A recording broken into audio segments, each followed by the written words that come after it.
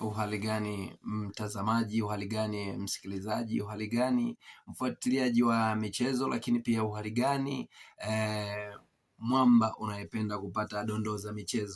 Leo tulikuwa na mchezo mkubwa kabisa baina ya Simba na Coastal Union, lakini pia tumeimaliza salama na hatimaye Simba ameibuka na ushindi wa goli 3. Je, ulikuwa na ushindi wa goli 1.3. Je, umeutizama mchezo huu ukiwa wapi? Lakini pia tuambie umekionaje kiwango cha Dumbia. Dumbia anazidi kukua au Dumbia tumkatie tamaa? Lakini pia tumeshuhudia goli kutoka kwa beki na goli ambalo limeleta ushindi au limeleta pointi 3. Lakini pia tuwapongeze namna Coastal walivyocheza kwa timu kama Simba kwa kuhakikisha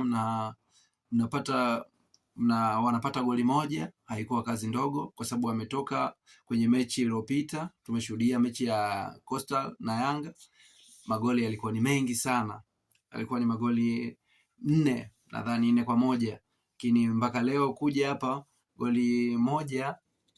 Mwalimu kuna kitu ameenda kukifanyia kwenye uwanja wa mazoezi. Lakini je, upande wa Simba ni vipi mwendo wao?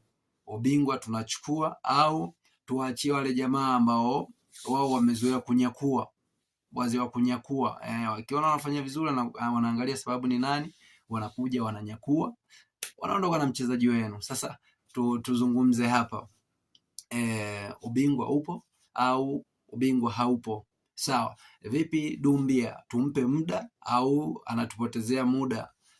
Tuzungumze. Je, mwalimu anafaa awe anaanza na Dumbia au awe anaanza na Mpanzu ili kuweka mambo yakae sawa mapema? Kwa sababu tunaona alivyoingia Mpanzu kuna kitu kimeongezeka, lakini pia tumekuwa tukiangalia mechi kadhaa akianza Mpanzu kuna kitu kinakuwepo, lakini akitoka tayari mambo yanakuwa mengine.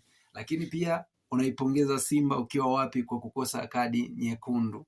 Leo Simba bwana wameokota za njano, nyekundu leo hajagusa kabisa. Tuambie kwenye comment, tupe maoni yako kuhusu Simba leo.